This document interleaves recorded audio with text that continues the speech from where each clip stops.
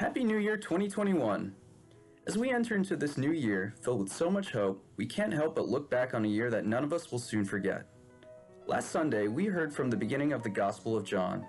That proclamation included God's powerful promise that the light shines in the darkness and the darkness did not overcome it. In a significant way, those words could describe St. Paul's in 2020. Faced with the darkness brought on by a global viral pandemic, St. Paul's was a beacon of hope, shining the light of God's love and grace. Rather than giving up and giving into the darkness, our church leadership and dedicated members helped us to reimagine our ministries and missions in 2020.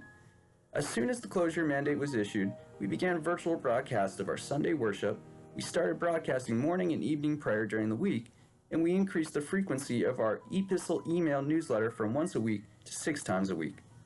We responded pastorally by having committed volunteers make welfare calls to our church members, especially our elderly and vulnerable homebound. Our lay healing ministers stepped forward and began a prayer by phone ministry. We reimagined Christian education, offering our children and families creative Sunday school teachings via email, and our adult members a variety of programs online via Zoom. In spite of the challenges brought on by the pandemic, we have continued to live into our baptismal call to proclaim the good news of Jesus Christ. Our day school, Paul's Place After School program, local outreach, and missions have all adapted and continue to serve in new and innovative ways. Let's hear from some of our church members and dedicated staff, including our newest staff member, Dr. David McFarland, our Director of Music Ministries. Welcome, St. Paul's family. I'm Bob McKeon. And I'm Ellen Kentner.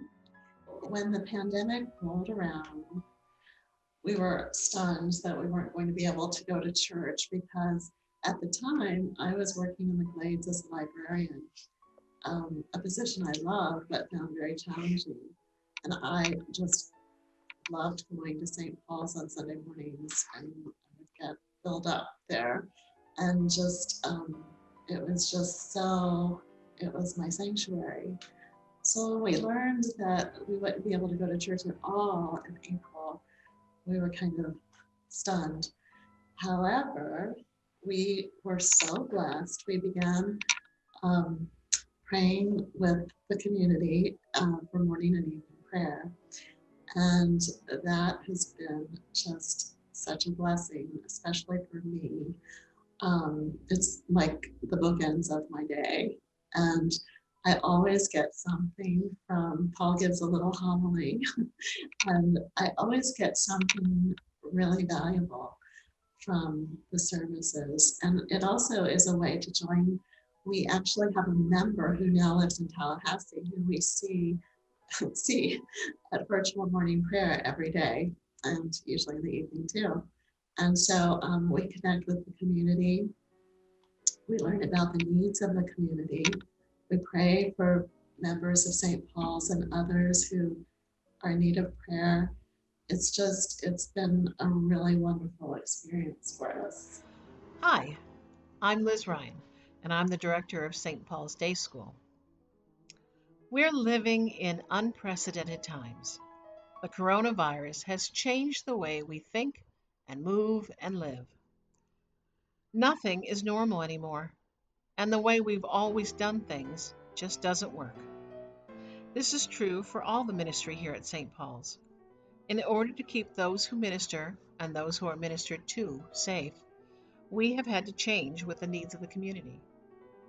We are blessed to have the ability to learn and adapt, and this is especially true of our day school. St. Paul's Day School has always been a happy, healthy place for young children to play and learn and grow. After the pandemic caused the school to go virtual for 3 months beginning in March, we used all the resources at our disposal to stay in contact with the children. We even had Zoom meetings. Yes, Zoom meetings with 3 and 4-year-olds. Now, if you've never done that, it's quite an experience. You'll find that most of the time they're upside down, but they're smiling. We tried to ensure that the children had materials and crafts, that they heard stories and had time with their teachers through the end of the year. We finished the school year with a drive-in graduation. Now, this wasn't anything we'd ever done before, but it worked. We ask the parents to only bring one car and to drive into a parking spot that was labeled with their child's name. From that point on, they were asked to stay in their cars to maintain a safe distance.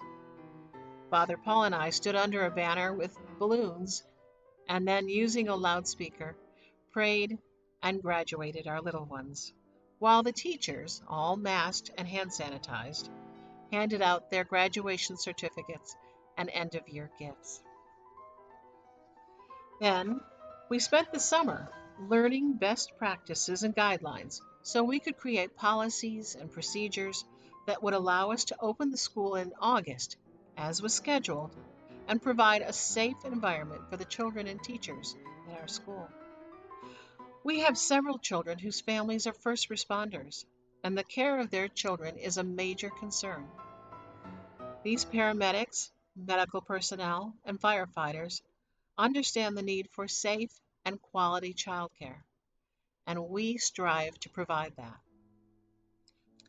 Our families are very comfortable with the measures we've taken, and they understand that while there is risk in this pandemic, to be honest, our attendance has never been better, and we have been healthier this year than any other year in history. There's not even a runny nose. So far, the results are proving that our procedures work. This allows us to provide a very special place for the children to discover the joy of learning while they develop the skills that they need to be kind and clever and strong when they get to kindergarten. They have the opportunity to increase their understanding of language, gaining vocabulary daily through listening to stories and engaging in conversation with their peers and teachers, and following directions. The work of children is play. I think Mr. Rogers said that. And they take it very seriously, even as they giggle. We guide them as they discover the world around them and help them to form an understanding of the vast amount of information that they devour daily. This is a grace-filled place where children know they are treasured and loved and respected. And it's also a place where the support of the parish is felt and deeply appreciated as we go about this extremely important ministry. We know how blessed we are, and we're delighted to share those blessings with the community through the care and education of their children. God bless you, and be well. Hi, I'm Taylor Kilpatrick, and I'm the director of Paul's Place After School, the ministry of St. Paul's Church serving the children of the Haitian American community in Delray Beach. I'm a lifelong member of St. Paul's and have participated in all the many wonderful aspects of our parish life. Because of St. Paul's support, Paul's Place has been an outstanding success in our community, with many of our students going on to college. We take great pride in providing a safe, clean, healthy, and happy space where our students can spend time with our many wonderful volunteer mentors who take great interest and provide excellent guidance to our students. Over the last year, we have made many changes to adapt to life during the coronavirus pandemic. We had to shut our doors for after school in March as the country went into lockdown. However, our work did not stop there. We shifted gears and first made sure all of our children had laptops to begin distance learning. We gave out MacBooks donated to us by St. Andrew's School, as well as laptops donated by Jewish Family Services, with whom we have a wonderful partnership. We made sure our families' houses were outfitted in the proper Wi-Fi and internet connection. My assistant director, Malene, began helping families file for unemployment and apply for other forms of COVID relief. We began partnering with Cason Methodist and Feeding South Florida to provide 20-pound boxes of fresh food to our families 2 times per week throughout the summer. My staff and I delivered the food to our families and were able to continue checking in with them. Finally, in August, we reopened with small group sizes, with rotating days, and many new health and safety protocols. Our aim was to support our children with their remote learning to make sure that they did not fall behind. We continue to support our children and families in these ways. At Paul's Place and St. Paul's, God's grace was never quarantined. Without the support of St. Paul's, this special ministry would not be possible, nor would so many lives have been changed for the better over the past 20 years. I hope that you will support St. Paul's Church so that these vital ministries can continue to thrive and change lives. As we learn from Matthew 19, Jesus said, "Let the little children come to me, and do not hinder them, for the kingdom of heaven belongs to such as these." At St. Paul's and at Paul's Place, we are able, with your support, to bring the children to him, for the kingdom of heaven belongs to them. Thank you for your continuing support of St. Paul's Church. Hello, my name is David McFarlane, and I'm the new Director of Music Ministries at St. Paul's. In the tradition of the Episcopal Church, music is an essential and integral part of worship. And here at St. Paul's, we are fortunate to have a long tradition of beautiful music that is done at the highest standards of performance. Our choir has a wonderful reputation, sings weekly, and consists of both volunteers and professional singers. Our children's music program is based on the Voices for Life curriculum of the Royal School of Church Music. There are 2 children's choirs that sing both for illuminated worship on Saturdays and for Sunday Eucharist.